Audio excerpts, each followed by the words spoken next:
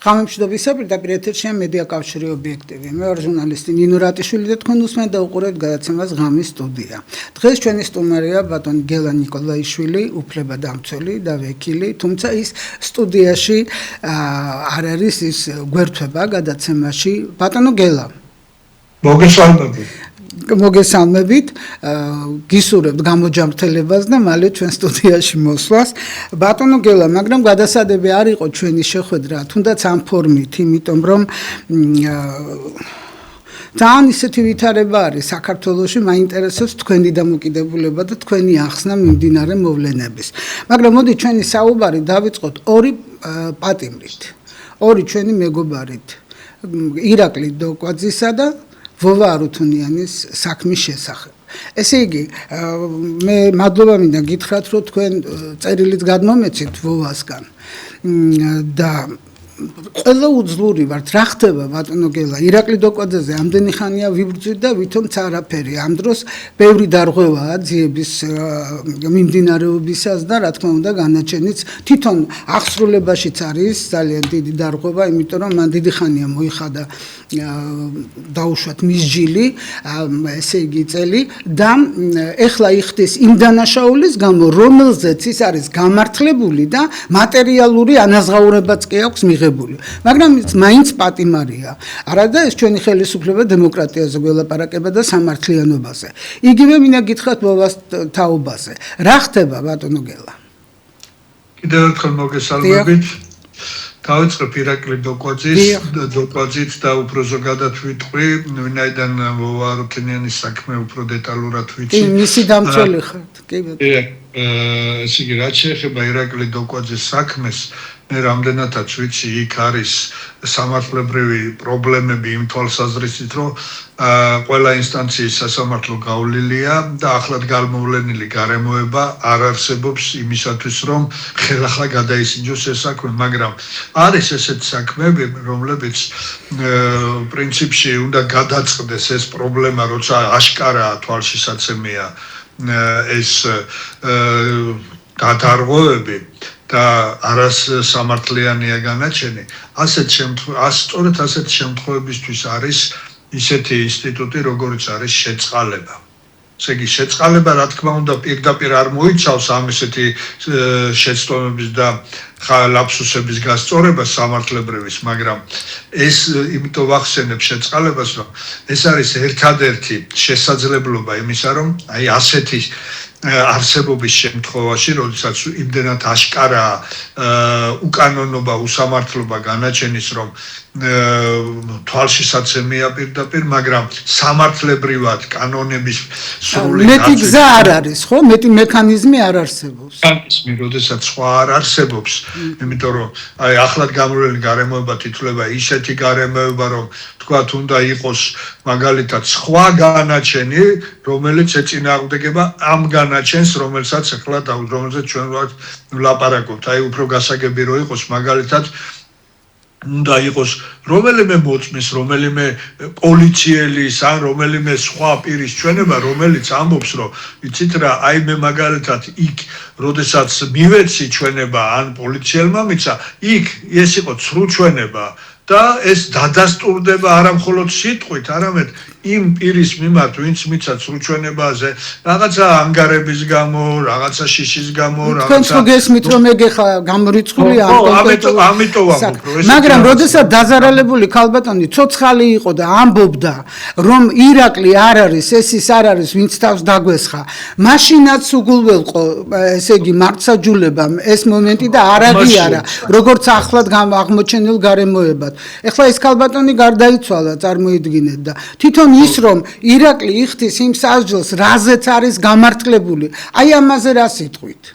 აი უყურეთ, ის ქალბატონი, როდესაც ამას ამბობდა, ეს საკმარისი არ იქნებოდა. მე არ ვიცი, როდის ამბობდა, როცა ცოცხალი იყო საქმე, ანუ მიმდინარეობდა ინსტანციაში თუ იმის შემდეგ, მაგრამ ეს რომც ეთქვა, აი ეს არის პირველი ნაბიჯი, მაგრამ ამის შემდეგ უნდა გადადგმულიყო მეორე ნაბიჯი, რომ კარგი, მაშინ ესე იგი რატომ მოხდა მის მიმართ გამამტყუნებელი განაჩენის დადგენა, თუ ეს ვიღაცის შეგნებული მოქმედებით, ან დაუდევრობით, ან რა ვიცი, რაღაცა სხვა მიზეზით და ამის გამო უნდა დამდგარიყო ვიღაცის მიმართ გამამტყუნებელი განაჩენი. მაგრამ იქამდე არც ერთი ადვოკატი თქვენ გახსოვთ ეს გახმაურებული საქმეა და ძალიან ბევრი ცნობილი ადვოკატი იყო ამ საქმეში, მაგრამ ვერაფერს ვერ მიაღწიეს. ეს იყო პოლიტიკური გადაწყვეტილება, არა ირაკლი უნდა იჯდეს.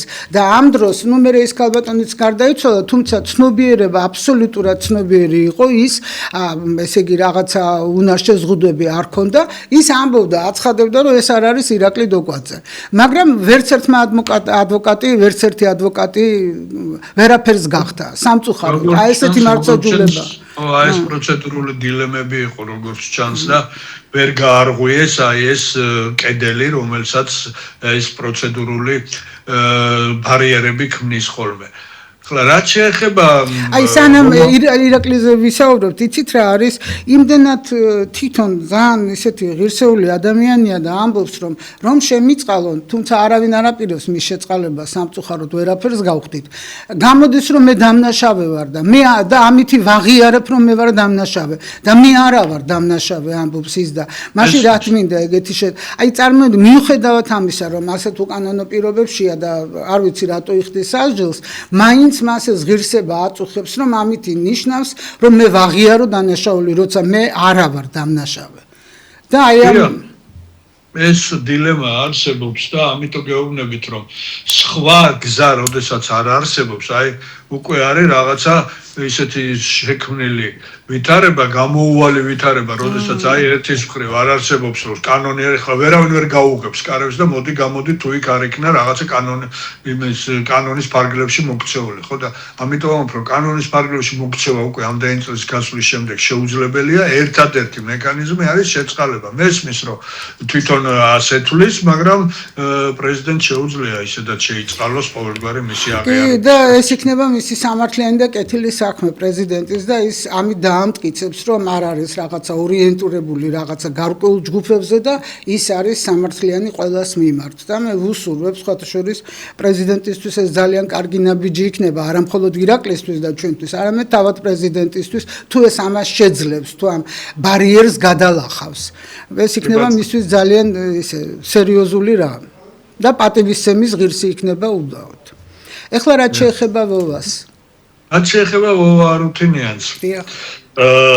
მოგეხსენებათ, მე თავიდან მის საქმეში არ ყოფილვარ ჩართული. იქ ისეთი სიტუაცია იყო, რომ რეალურად ყავდა მას მხოლოდ სახაზინო წესი დანიშნული ადვოკატი. პრაქტიკულად იქ იყო ისეთი შექმნილი ვითარება, რომ აი დედამისი გარეთაც ვერ გამოდიოდა, მასობრივად ფაქტობრივად მთელი მსოფლიო ებრძოდა, რომ აი პრეზიდენტ ბუშს კლავდა, მეორე მხრივ სააკაშვილს კლავდა და აქედან გამომდინარე მათ ვერც არც ის კონდათ როგორც ჩანს გაბედულება და ფინანსები რო არ კონდათ, ესეც გასაგებია. მოგეხსენებათ დედავინში სალამცოცხალი იყო, ეგრეთ წოდებულ სალფეთკებს ხელსახოცებს ყიდდა ბაზარში და არანაირი შემოსავალი მათ არ ქონიათ და ამიტომ არც გაუსაჩივრებიათ ის განაჩენი, რომელიც მის მიმართ დადგა და ეს განაჩენი იყო 3 უადო თავისუფლების აღკვეთა ჰქონდა შეფარდებული. წარმოიდგინეთ, 3. ერთი იყო ის, რომ მისი აყვანის დროს გარდაიცვალა პოლიციელი, თუმცა იქ ცოტა გაურკვეველი ვითარება იყო, ვისი ტყვია მოხვდა მას, მაგრამ ჩაითვალა, რომ მან ისროლა და პოლიციელი გარდაიცვალა. და მეორე იყო, რომ მკვლელობის მცდელობა, მისი რა ქვია, სააკაშვილის და მესამე იყო უცხო ქვეყნის პრეზიდენტის ცალ-ცალკე დააცალკევეს, რომ ცალკე საკუთარი ქვეყნის პრეზიდენტი და ცალკე საერთაშორისო სტუმრის მკვლელობის მცდელობა. მე მინდა კითხოთ, აი ახლა ნახეთ, სააკაშვილი მაშინ პრეზიდენტი იყო, ბუში, უმცროსი და პოლიციელი. ანუ ამ ისინი ცენზით მაგალითად ჩვეულებრივ ადამიანს რომ მოკლავ ეგ არაფერი და როცა მაგალითად გაქვს თუ არის ეს სინამდვილეში ცდელობა რომ მათი სიცოცხლე ჩააგდოს საფრთხეში, ეს სხვანაირად განიხილება ჩვენი კოდექსით, ანუ ადამიანი კი არ არის, აქ ადამიანის ყოლობა ამ ცდელობა კი არ იჯება, ის იმის პრეზიდენტი იყო, ეს ამის პრეზიდენტი იყო და უფრო მაგიტო? იმიტომ რომ ცდელობა არ არის დამეთანხმებით ხო? ყოლობის ცდელობა სამუდამო პატიმრობის არ არის. ალბათ დამეთანხმებით ამაში. ეხლა ეს მუხლი თავისთავად ითვალისწინებს სამუდამო უადო პატიმრობასაც და ნებისმიერი ადამიანის. მაგრამ არა, ცდელობა არა, მუხლი თვითონ 119 მუხლი, ესე იგი 2 ან მეტი პირის მკვლელობა, მაგრამ უყურეთ ერთის მხრივ არსებობს ეს კანონი, მაგრამ მეორეს მხრივ არსებობს კანონმდებლობაში მუხლი, რომელიც პირდაპირ მიუთითებს, რომ მართალია ეს მუხლი ამას ითვალისწინებს, მაგრამ ცდელობით, ანუ 19-119 არ შეიძლება მისჯილი იყოს ადამიანის მიმართ უვადო თავისუფლების ხო და აი მაგას გეკითხებოდი, უკვე ის არის, დიახ. ხო, უკვე არის პოლიტიკური გადაწყვეტილება. მაგრამ აი იმიტომ ვთქვი, რომ იქ მაშინ არავინ არ მიაქცია ამას ყურადღება, ერთი უვადო ექნებოდა თუ 3 უვადო, ამას მნიშვნელობა არ ქონდა და ისედაც ისე დათგუნულები და დაშინებულები იყვნენ ეს დედა და შვილი, ახლა მეტი მათ არავინ არ ყოლიათ. აქედან გამომდინარე, როდესაც მიუსაჯეს ეს რა ქვია, უვადო თავისუფლების აღკვეთა, დიდი პროტესტებიც არ ქონიათ, ოღონდ მალე დამთავრებულიყო ყველაფერი, თვითონ დუმილის უფლებას ინარჩუნებდა და ძალიან მალევე დასრულდა ეს სასამართლო ამით. მაგრამ პოლიტიკური სასამართლო, მოდი ვთქვათ. და არა მართლმსაჯულება. პოლიტიკური გადაწყვეტილება იქნა მიღებული. და აი ამის შემდეგ დაახლოებით 5-6 წლის წინ, ახლა ზუსტად არ მახსოვს, მაგრამ დაახლოებით ამ პერიოდში კანონმდებლობაში შევიდა ცვლილება, რომლის მიხედვითაც ის მუხლი, რომლითაც პოლიციელის მკვლელობაზე იყო საუბარი, იქ რაღაც ნიუანსები ახლა ზოგადად მკვლელობა კი არ შეცვლილა, მაგრამ აი ნიუანსთან დაკავშირებით ეს მუხლი შეიცვალა და უვადო თავისუფლების აღკვეთის ნაცვლად მათ ესე იგი მუხლი უკვე ითვალისწინებს 14 წლამდე თავისუფლების აღკვეთას. აქედან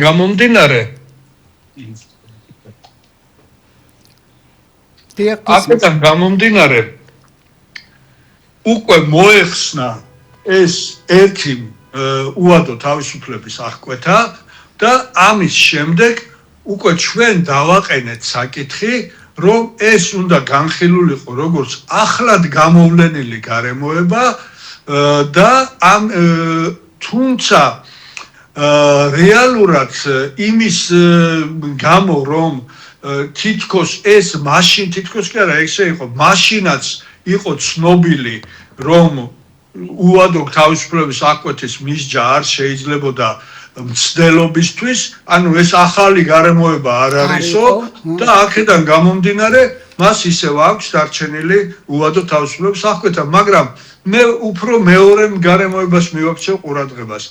2005 წლის ზაფხულში იქნა დაპატიმრებული ვოვა არუთინიანი და 21 წელი გადის უკვე აი 1-2 თვეში, რაც ის პატიმრობას უვადო თავისუფლების აღკვეთას იხდის. და ასევე რამდენიმე წლის წინ საქართველოს კანონმდებლობაში შევიდა ესეთი ცვლილება, რომ უვადო თავისუფლება აღკვეთილებს, რომლებსაც შეუსრულდებათ 20 წელი ვადის ფაქტის, მათ მანამდე 2 წლით ადრე უნდა გაიარონ რაღაცა სპეციალიზებული კურსები, იქ არის მომზადების კურსები, გათავისუფლებისათვის, შესაძლო გათავისუფლებისათვის მომზადების კურსები, ფსიქოლოგიური, სოციალური ადაპტაციის და ასე შემდეგ და სისტემატურად გადიან, არა მხოლოდ ვოვა არუთინიანი, არამედ ბევრი სხვაც, ვისაც უკვე ეს ვადა აქვს ამოწურული და ამის შემდეგ იღებენ დახასიათებას იმ პირებისგან, რომლებიც აწარმოებენ იქ ფსიქოლოგიური მომენტებიც არის, განათლება არის, სოციალური მომზადება არის და რა ვიცი, ბევრი ის არის საკმაოდ სერიოზული იგივე ისინიც არის, რა ქვია, საქმის ხელნაკეთებია თუ რაღაცა საქმიანობის პროფესიის დაუფლებაც არის, იგივე ინგლისური ენა თუ კომპიუტერი, რომ ესენი სოციალურად მოემზადონ, ფიზიკურადაც მოემზადონ, ფსიქოლოგიურადაც, რომ ამდენი წლის პატიმრობის შემდეგ უნდა ჩვეულებრივ ცხოვრებას დაუბრუნდნენ გარეთ. მაგრამ ჩვენ უკვე ორჯერ გქონდა შეტანილი აი ეს რეაბილიტაციის რეაბილიტაციის კურსებიდან დადებითი დახასიათება და რა ვიცი, პრაქტიკულად თან თვითონ ეს არის ისეთი ადამიანი და ისეთი კანონმორჩილი შეიძლება ითქვას, აი ამ მოწეხლა ვიღაცამ შეიძლება თქვას, აგერ ეს მკვლელობას დაპირებდა და თუ ჩაიდინა და როგორ არის კანონმორჩილი.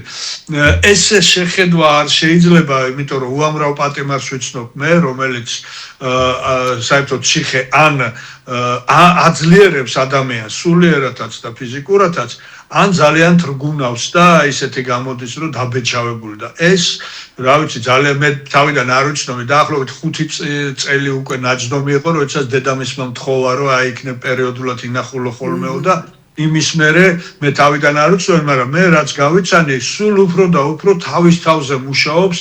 იქ ინგლისური ენა შეისწავლა, იქ არაბულს სწავლობს, იქ კითხულობს, იქ ფიზიკურად წერილშიც ეთყობა, რომ მშვენივრად ყველას ძალიან კარგად უჭირთ წერა ძალიან ბევრს, ეს არ არის ყველასთვის და მშვენივრად დაწერილია. ანუ ეთყობა, რომ ადამიანს ინტელექტი აქვს, უინტელექტო ადამიანი ასე ვერ წერს ელემენტარულად რა. ამ ყველაფრის მიუხედავად, რომ აი მას დადებითი დახასიათებაც ჰქონდა და ყველაფერი სასამართლო და სამწუხაროდ ეს არ არის მხოლოდ ვოვა რუთინიანზე, არაერთ პირზე, რომლებსაც ახლა ეს აქვს მოხდილი უკვე 20 წელზე მეტი უადო თავისუფლების საკვეთა და გავლილი აქვს ეს 2 წლიანი კურსები.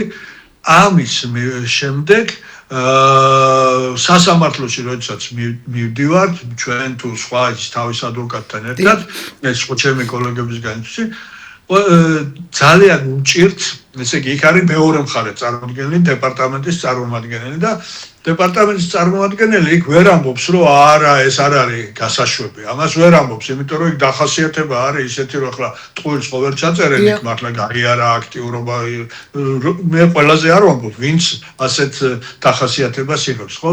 და დეპარტამენტის წარმომადგენელი ვერ ამბობს, რომ არა და მოსამართლე ეკითხება, აბა თქვენ რას ფიქრობთ? კი ბატონო, მოიტანეთ ეს დახასიათება, მაგრამ თქვენ ფიქრობთ, რომ თქვენი პოზიცია არის, რომ შეიძლება ვადამდე პირობით გათავისუფლება, ანუ ესენი იქნებიან პირობით გათავისუფლებული მთელი 10 წლის განმავლობაში პრაქტიკულად მეთვალყურეობის ქვეშ, რომ ყოველკვირა უნდა გამოცხადდნენ ეგრეთ წოდებული უდო, რასაც ქვია ვადამდე პირობითი გათავისუფლება და ისინი როგორც წესი ეუბნებიან, რომ იცით რა, სასამართლომ გადაწყვიტოს.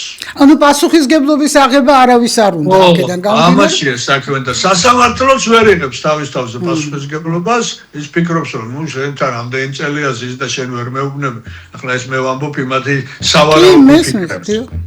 ო, შენ ამდენი წელია შენთან და ჩემთან 1 საათი მოიყვანე თუ 2 საათით და ეხლა გავიცანი და მე როგორ ავიღო პასუხისგებლობა? კი, მაგრამ მაშინ დახასიათებებს რატო აძლევენ? ეს ერთი და მეორეც ეგეთი, თუ ვინმე გაუშვეს უვადო პატიმრობის მქონე პირი, აი ამ სასამართლომ აიღო პასუხისგებლობა ან მაგალითად დეპარტამენტმა და თუ არის განთავისუფლებული. თუ არა და ვის რა შეჭირდება ეს ხელოვნური, ვიდრე დემოკრატიული რაღაცა ესეთი სამართლიანი მიდგომა, აი ვის რა შეჭირდება? ჩემთვის არ არის ცნობილი, ერთადერთი შემთხვევა პირადად მე მქონდა, რომელიც მოხდა დადებითი გადაწყვეტილება, იმასაც 21 წელზე მეტი მქონდა უკვე გატარებული ციხეში და ხლა არ მინდა შეიძლება იმას არ უნდოდეს, ახლა გარეთ არის და ჩვეულებრივ ცხოვრებას ეწევა იმ გვარის დასახელს, მაგრამ აი მინიშნებით გეტყვით, ეს იყო ერთ-ერთი პირველი, თუ მთლად პირველი არა, ვინცაც მიესაჯა უადო თავისუფლების აღკვეთა, ეს იყო 1998 წელს მანამდე მოგეხსენებათ რომ ჯერ იყო დახრეთ შეცვალეს და მერე იყო 15 წლიანი 15 წლიანი და ნუ მერე მიიღო პარლამენტო უადო თავისუფლების საქმეთა და ეს იყო წარმომადგენელი გაეროსი საქართველოში პოლონელი ქალი რომელმაც იმას ქნა რა ქვია რომელიც მოკლა ამ ადამიანმა ნუ ესეც პოლიტიკური გადაწყვეტილება იყო წმინდა წყლის იმიტომ მეუხედავად იმისა რომ მე მაშინ არც რა თქმა უნდა მას არ ვიცავდი და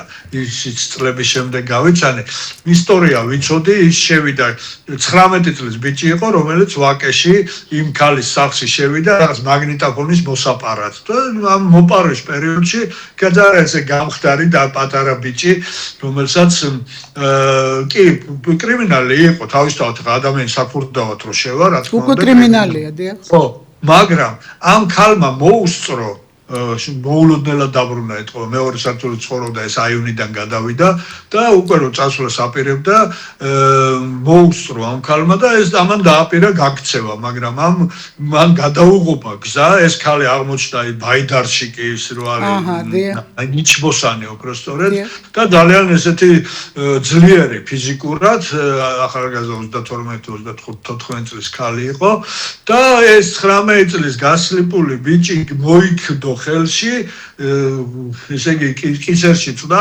აღჩობდა ამ ბიჭს ჰქონდა იარაღი და ჯერ არ უნდოდა ახლა ამისი მოკლა და თავში ორჯერ ჩაარტყა ახლა ეს იმიტომ ვამბობ რომ საქმის მასალებიდან ვიცი და დაზიანება ჰქონდა თავში მიყენებული მაგრამ ვერ მოიცილა ვერ გათიშა და უბრალოდ ფაქტობრივად თავდაცვის მიზნით ერთი ისროლა და ეგრევე გაიქცა, ნუ არც არაფერი წაუღია, რაღა დროს წაღება იყო და ნუ აი ესეთ მომენტში ფაქტობრივად თავდაცვის მდგომარეობაში, რა თქმა უნდა, დანაშაული იყო ჩადენილი, მაგრამ ნუ მაშინ შევარდნაძემ, ნუ ეს გაერო ახალი შემოსული იყო რაღაცა და აი ახლა მსოფლიოს დასანახად, პრინციპში შევარდნაძის დროს აღა პირადად შევარდნაძის ბრძანება იყო თუ რა, როგორც წესი ეგეთი რამბები წყდება ხოლმე პირველი პირის გარეშე არ წყდება და მისი მას მიუსაჯეს უვადო თავისუფლების აღკვეთა. აი ეს იყო და 21 წლის შემდეგ და რომელ წელს გაუშვეს ესე? დაახლოებით 2020 წელი იყო, როდესაც ის გათავისუფლა მაშინ მოსამართლემ ძალიან თავის თავზე აიღო შეიძლება ითქვას პასუხისმგებლობა და 19 წლის დაჭერილი უკვე აი დაახლოებით 41 წლის იყო 42 წლის როდესაც ის გათავისუფლდა პატიმრობიდან. აი ეს ერთადერთი შემთხვევა მახსოვს იმის შემდეგ სამწუხაროდ რეალურად არაფერი მე პირადად არ მქონია რამდენიმე უვადოსთან მაქვს კავშირი და ხო მქონდა და სხვებისგანაც ჩემი კოლეგებისგანაც არ გამიგია რომ დადებითი გადაწყვეტილება. კაი, მაშინ აი რისთვის გჭირდება ეს ყველაფერი? ხო, აი ესეც რაღაცა მოსწრებასავით გამოვიდა, იმიტომ რომ მახსოვს როდესაც ამ ეს გალაჭკა ეთვლებათ, აი როგორი სამართლიანები და ამ დროს სინამდვილეში ეს არაფერი არ არის. აი მას მახსოვს მაშინ იუსტიციის სამისრო აქტიურად იყო ჩართული და ის რომ აი ჩვენ ახლა შემოვიტანეთ იმიტომ რომ როდესაც აი ეს თავის ის მოხდა რა ქვია დიდი ამნისტია აი 2012 წელს ახალი ხელისუფლება რომ მოვიდა მაშინ ხო იყო რომ 1/4-ით შეუმცირდეს ყველა პატიმარს ნებისმიერი მუხლით გასამართლებელ პატიმარს 1/4-ით შეუცდიდეს სასჯელი. და მართლაც ყველას შეუცდ მინიმუმ 1/4-ით, ზოგს ნახევრი ზოგი პირდაპირ გათავისუფლება. ხო, მაგრამ უვადო პატიმარს ხო და აი მაგაში იყო საქმე. იქ რახან ეწერა ყველა არ ეწერა რომ გარდა უვადო პატიმრების. ამიტომ მოითხოვეს უვადოება ახლა ჩვენ რატო არ უნდა შეგვეხოს. და ამენ მოსამართლეებს რა თქვეს ახლა ჩვენ და შევქონდა იმაში რა ქვია სასამართლოებში რომ აბატონო შეგვიმცირეთ და მოსამართლეებმა ჩვენ საიდან უნდა ავიღოთ უვადოდან 1/4 ამიტომ წერდნენ ესეთ აბსურდს შეუმცირდეს 1/4 სასჯელის ვადა და დარჩეს უვადო თავისუფლების აღკვეთა. ხო აი რა არის ეს? ხო, აი ეს და ამიტომ ჩვენ ვამბობდით რომ მაქსიმალური ვადა რაც არის, მაშინ 25 თუ 30 წელი იყო, ხან 25, ხან 30, ნუ მოკლედ აი ამ აქედან ავიღოთ, თუნდაც 30 წლიდან ავიღოთ და 1/4 მოვაკლოთ და გადავიდეს ამ ვადიან სასჯელზე და ნუ მაშინ არ ქნა ეს ხელისუფლებამ რა. თორემ ნუ მოსამართლეები ფორმალურად მართლები იყვნენ, იმიტომ რომ აბა უვადო ხო, როგორ უნდა მოვაკლო 1/4 მე უცირებ ერთი მეოთხედით, მაგრამ იქ უნდა პარლამენტისგან მითითება, რომ აქედან აიღოთ ეს ერთი მეოთხედი და ამას მოაკელეთ. აი ახლა რა როდემდე უნდა გაგრძელდეს ეს და აი რას აპირებთ თქვენი კოლეგები, იმიტომ რომ იცით რა კელა ალბათ დამეთანხმების ადამიანის უფლებებზე რო საუბრობენ და დემოკრატიაზე და სამართლიანობაზე და მართლმსაჯულებაზე ალბათ დამეთანხმები ხო ეს ყველაფერი იზომება შენ დაუშვათ დამნაშავეს როგორ ექცევი თუ შენ დამნაშავესთან ყველაფერს აკეთებ შენ უდანაშაულოსაც მოერევი ანუ ესე არ ხდება რომ უდანაშაულოს უფლებებს არ არღვევენ მაგრამ დამნაშავეს უფლების დარღვევა შეიძლება იმიტომ რომ ის დამნაშავეა აი ეს მიდგომა როდემდე უნდა იყოს საქართველოში აი არ ვიცი რა ეს მაგის სტანდარტი თუ რაც გინდა დაუძახე ყოველ შემთხვევაში ეს იძლევა იმის საშუალებას რომ აღარ გჯეროდეს არც ამ ხელისუფლების არც ამ სასამართლოსი არც მართლმსაჯულების ვარ თუ არა მართალი პასუხისმგებლობის ამღები უნდა იყოს და პასუხისმგებლობის ამღები რადგან არ არის, ამიტომ პარლამენტი უნდა იყოს პასუხისმგებლობის ამღები და უნდა კონკრეტულად მიუთითოს, არა მხოლოდ კანონი უნდა მიიღოს, არამედ ისე უნდა გაწეროს, რომ კი ბატონო, ყველა შეიძლება გამოსაშვები არ არის, თუნდაც 20 და 25 წლის შემდეგაც. მაგრამ იმას რომ წერ რომ მართლაც ახლა ხო აკვირდებიან ახლა ყოველდღიურად დაკვირვების ქვეშ არიან ეს ადამიანები და იციან ახლა ვიღაცა არის სულ არ გამოსაშვები და ვიღაცა არის გამოსაშვები და ეს ხო არ შეიძლება რომ არც ერთი არ არის მაშინ რატო იღებ ამ კანონს ხო არც ერთი არ არის გამოსაშვები და მაშინ რა შეგჭირდება აი ვის ფორმალობად იქცევა ასეთი კანონი. თუმცა ვოვასთან დაკავშირებით ყოველთვის იყო კითხვის ნიშნები. იმ დროსაც კი, როდესაც იყო გაგანია სააკაშვილის რეჟიმი, საშინელება, რა თქმა უნდა ეს კითხვები გაგვიჩნდა, ალბათ დამეთანხმებით, ხო, იმიტომ რომ ისე იყო ეს ყველაფერი რაღაც გადმოცემული, რომ არ ვიცი ხა ჩემთვის მაგალითად ეს ყოველთვის ბუნდოვანი იყო და ბევრი კითხვის ნიშანი იყო და ეს პროტესტი შეიძლება არ იყო მაშინ ჯერ დაწყებული საერთოდ პროტესტი მაგრამ ეს საქმე ისევე როგორც ირაკლი დოკვაძეს საქმე აქაც ბევრი კითხვის ნიშანი იყო ალბათ დამეთანხმები ხო ახლა მე ბევრი თუნდაც პოლიციელის სიკვდილი ვისი ტყვიისგან გარდაიცვალა ვინის როლა ესეც საინტერესოა და რა თქმა უნდა ეს ყველაფერი ვოვას დაბრალდა მე ბევრი მეკითხება რომ აი რო იციან რომ თქვა პერიოდულად თვეში ერთხელ ორ თვეში თუ სამ თვეში ერთხელ რა ვიცი როცა მიხერხდება და ზედაც შაბათობით თუ კვირაში ერთხელ რეკავს ხოლმე უბრალოდ არავინ არ ყავს უბრალოდ ამ ადამიანს ახლა დედა ყავდა ერთადერთი მოხუცი და ის უკვე თითქმის წელიწად ნახევარზე გარდაიცვალა ხო და აი ირაკლის დედაც გარდაიცვალა ისე რომ ვერ მოესწრო თავისი შვილის გამოშვებას სამწუხაროდ მართლა გითხრათ მე კი მაგანის როლა მაგან იცით რა არის ჩვენ ამ თემაზე პრაქტიკულად არ საუბრობთ თვითონ არ უნდა ამ თემაზე საუბარი აქედან გამომდინარე ახლა ადვოკატი ვერავის ვერ დააძალებს თუ კიდევ თუ მასე ილაპარაკეოდა ამიტომ მეც არ ამაქვს ხოლმე ამაზე პასუხები და ეხლაც იგივე შემიძლია თქვა მაგრამ მე ამოვდივარ იქიდან რომ კი ბატონო თქვათ ეს როლა ესე მოხდა მაგრამ მოდი ჩავждეთ ახლა კანონის ჩარჩოებში კანონის ფარგლებში და რომ აქედან ამოვიდეთ ხომ მოიხადაოთ ახლა იმაში მაგალითად ნორვეგიაში 77 კაცი რომ მოკლა ხო 21 წელი არის მაქსიმუმი იმის იქით 500 კაცი რომ მოკლას ადამიანმა და 1000 კაცი უბრალოდ არ არსებობს ნორვეგიაში ესეთი კანონი. ხო.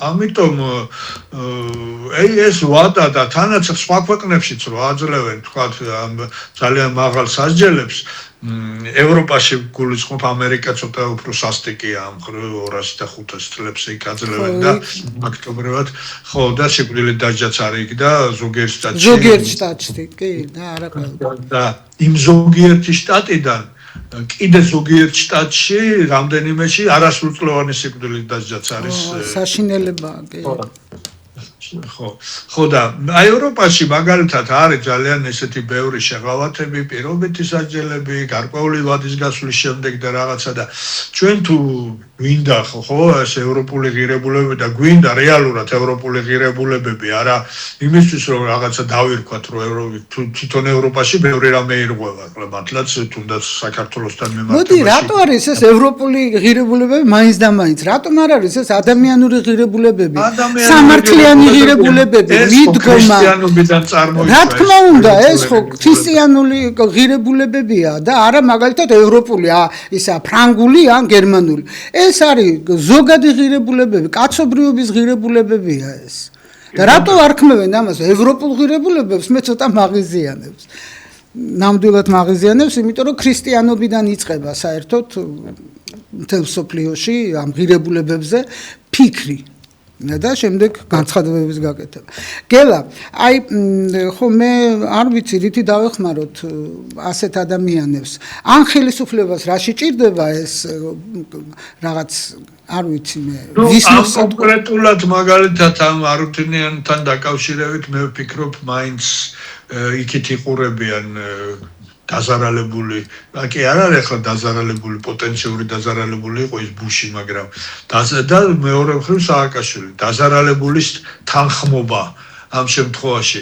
იცით რა უთხრეს, როდესაც ერთ-ერთ იმაზე რომ თქვით, რომ აი ბატონო, არ არის ეს რა ქვია, უკვე უადო გაუქმდა რა, ოფიციალურად გაუქმა სასამართლომაც მის მიმართ ერთი უადო და მაინც ეუბნებიან, რომ დაზარალებულის თანხმობა ის მოიხადა უკვე ამან 14 წელი რახანია მოიხადა და რანაირად გაეკითხებიან რომ დაზარალებულის ცოლის თანხმობა მოიტანეო არ ვიცი ახლა იმ ცოლს ვერავინ გაამტყუნებს და ვერავინ აიძულებს დაწერეთ თანხმობა მაგრამ თვითონ სასამართლო არ უნდა ეკითხებოდეს მოხდილი აქ ის ბატონო აღარ უნდა ჭირდებოდეს ეს თანხმობა აი იცი რა არის გელა ჩვენ ეს ყველაფერი კიდევ ერთხელ გვარწმუნებს იმაში რომ ეს არ შეიძლება ხელისუფლების მიღმა ხდებოდეს ეს არ შეიძლება ისე ხდებოდეს რომ და თუ ეს ხდება ისე რომ ხელისუფლება მარიცის ეს ძალიან დიდი სირცხვილი და დანაშაულია მე თუ მკითხავ აი ხელისუფლების ორმაგი მიდგომები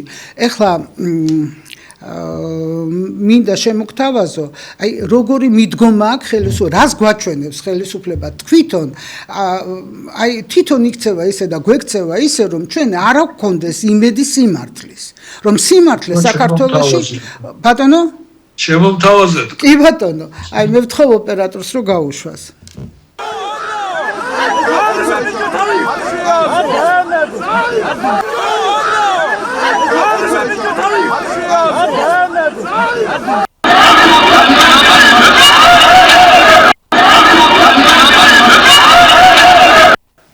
გელა ნახე რა ერთ შემთხვევაში მზია ამაღლობელი ესე იგი სილას აწნეს თუმცა ეს სილის გაწვნათ ძალიან ძნელად ჩაითვლება მაგრამ ნუ მართალია როცა ხარ მით უმეტეს ჟურნალისტი თმენის ვალდებულება გაქვს და უნდა მაქსიმალურად შეიკავო თავი ხო და ცუდია რაც მოხდა და აი ამ სილის გაწვნაში მას 2 წელი მიუსაჯეს და მე მიმაჩნია რომ ეს სასჯელი არის ძალიან გაზვიადებული იმიტომ რომ ეს არის ხელისუფლების ნება მაგრამ მეორე შემთხვევაში ნახე დეპუტატები ქალბატონი ოცნებიდან და ეს მე მგონი მანჯგალაძე აი ახლა მე უყურებ ჩვეულებრივი მოქალაქეებს დეპუტატი ხალი როცა კაცს ურტყავს პარლამენტში და ვითომც არაფერი რატო არა მაქვს მე უფლება რომ მაგალითად გავბრაზდი და პოლიციელს გავულაწუნო აი გესმით როგორი შეუსაბამისობა მე კიდე ვამბობ რომ როცა ხარ ბრძოლაში შენ უნდა აკონტროლო შენი თავი და უნდა აუცილებლად გქონდეს თმენის ვალდებულება ძალიან რთულია ძალიან ძნელია მაგრამ უნდა გქონდეს მაგრამ აი ესეთ უკანონობას უყურებ იქ ვითომც არაფერი დეპუტატი ხალი მართველი პარტიიდან ურტყავს ოპოზიციური პარტიის წარმომადგენელს და აქ მზია ამაღლობელი 2 წლით დაიჭირეს აი სად მე არ ვიცი ხა ეს ნორმალურია გელა სად გადის ზღვარი სიმართლის სამართლიანობის რითაც ასე ტრაბახობს ეს ხელისუფლება ქართული ოცნება უკვე ნუ ყელში ამოვიდა რა იმდენი ლაფსუსები აქვს ამ მიმართულებით ერთადერთი მე შემიძლია თუ სამართლებრივად გავარჩიოთ ამ ორ შემთხვევას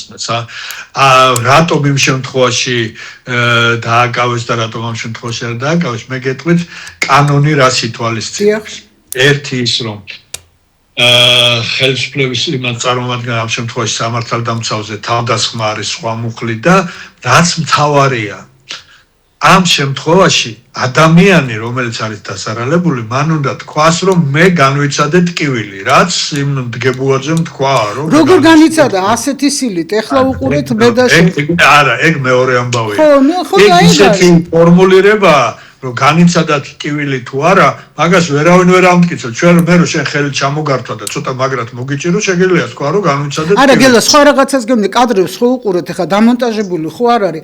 ვერ მოახერხებდა აი ასეთი გაწვნით ტკივილის მიყენებას, ეხა ის ხო არ არის, რა ქვია. მე გეუბნები რა არის კანონში, ხო. ხო, კანონში და რა არის პრაქტიკაში, რომ პრაქტიკაში არის, აი მაგალითად რომ ხშირია ოჯახური დავებზე სასამართლო პროცესები და როდესაც ამბობს რომ განვიცადეთ ტკივილი, რომელსაც ვერავინ ვერ შეამოწმებს, ვერანაირი ექსპერტიზა, ახლა იქ თუ დაწითლებულია, დალურჯებულია, ეს სხვა არის, მაგრამ არ არის არც დაწითლებული, არც დალურჯებული, მაგრამ განვიცადე ტკივილი. აი, იცით რა არის? აი ახლა ხან მქონდა მე ესეთი საქმე. ჩამოსული არის დაახლოებით 3 კვირის წინ რუსეთის ახალგაზრდა მოქალაქე 26-27 წლის, რომელიც აცხადებს იმაში, რა ქვია, ინტერნეტით, რომ მე ვეწევი სექსუალურ მომსახურებას და რაღაცა გარკვეულ თანხას იღებს. ახალგაზრდა ბიჭი მიდის, აი ეს მოხდა სულ რაღაც 2 კვირის წინ ალბათ. ახალგაზრდა ბიჭი მიდის, უხდის ამ თანხას და მე ეუბნება რომ არა, მე შენი მომსახურებით არა ვარ უკმაყოფილი. ეს ყველაფერი დაწერილია ის ჩვენებებში, ისე კი არა ვამბობ რომ რაღაცას ვაბრალებ ამ ქალს და თვითონ აცხადეს რომ მე ჩამოვედი ჩვენებაში სექსუალური მომსახურების მიზნით, რომ ჩემი სამუშაოა ეს. და ახალგაზრდა ბიჭი 21 წლის ბიჭი მიდის და იღებს ამ სექსუალურ მომსახურებას, რომელიც ნუ მე თქვა რომ არა ფაქტიურად ვერც მივიღეო და მე მოვთხოვე ეს თანხა უკანო, რაც მივეციო. ამან არ და მე ავდექიო დავავლე ხელი და ძალით ის არ მიშვებდა უკანო და წამოვიღე და ხელი ეხლა რა და წამოვედიო. და ეხლა ეს რას ამბობს ეს კაცი? რა თქმა უნდა ამან იჩივლა, საჩივარი დაწერა, ამბობს რომ ძალიან იმასქნაო, ეს ყველაფერი ესე მოხდა მართალიაო, მაგრამ მე ის კი არ წამართვაო, რა ქვია, მხოლოდ თავისი თანხაო.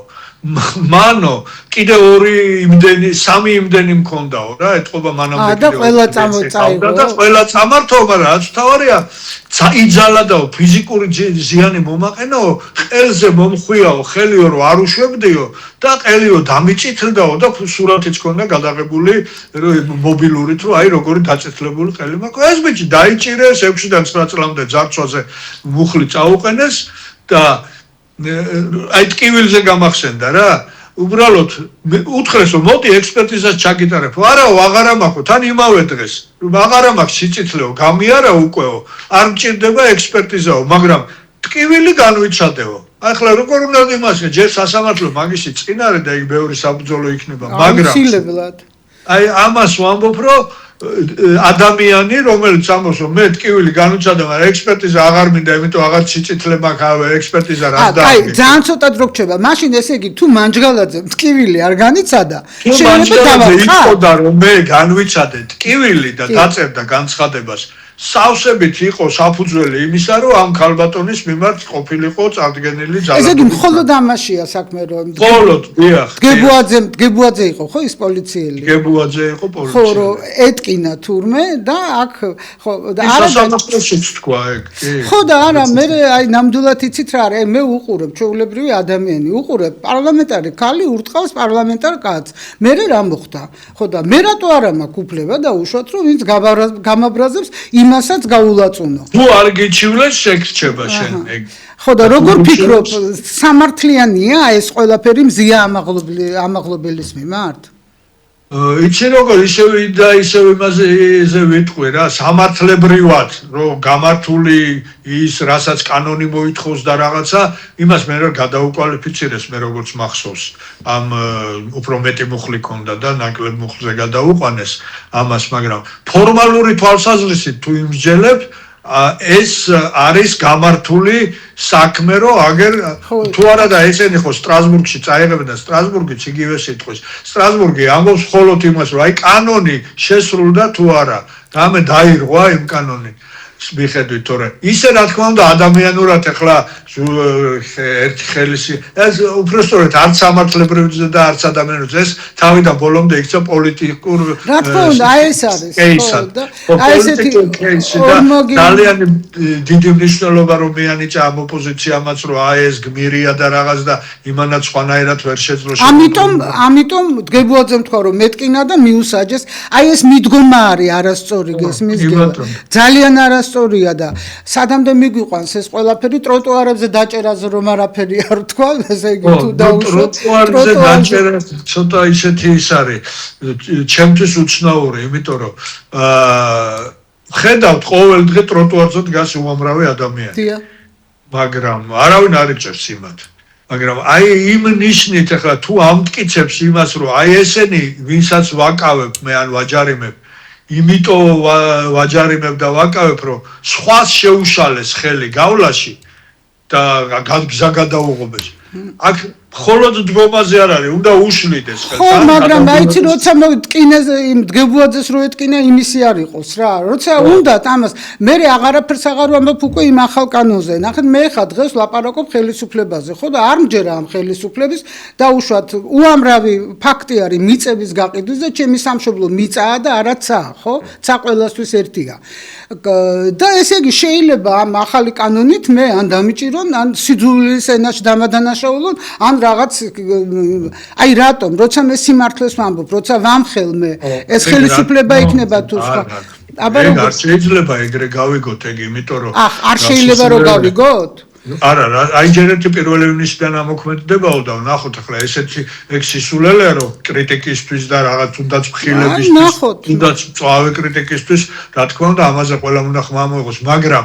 მეორე მხრივ აი მაგალითად აი უფრო გასაგები რო იყოს გრიგოლ ორონიანი და ის კაცი რო იყო მეორე გრიშონიანი და ხო ბადრიშუბლაძე ხო აი რასაც დედის გინებით ერთი მეორეს ერთ საჯარო სივრცეში ახლა იცი რა არის Facebook-ზე ისეთი რაღაცები იწერება რომ თითქოს ეს საჯარო სივრცე არ იყოს ქუჩაში თუ იმას იზავთ შეაგინებ დედას და ეს ხულიგნობაა და მეორე ის უარესად გიპასუხებს ეს საზოგადოების თავშეყრის ადგილას და Facebook-ზე რო არის საზოგადოების თავშეყრა ისეთი უნდა ხო ხა გინება და ცუდი სიტყვები ადამიანის ინტელექტის დამახასიათებელია და ადამიანზე მიუთითებს არა საჯარო სივრცეში ახლა საჯარო სივრცეში ვამბობ ხა რატო არ წერ გინებით არც მე არ წერ გინებით არ მჭირდება აი მხოლოდ ესეთი უკიდურესი რაღაც უნდა იყოს რა ხო აი ნახოთ დაჯარიმებით ან რაღაც თორე არა ნახოთ კანდარის თუ იქნება რა თქმა უნდა რატო იცი მე იმ კანონის არ იყოს ეთკინა და რა ვქნათო აი ესე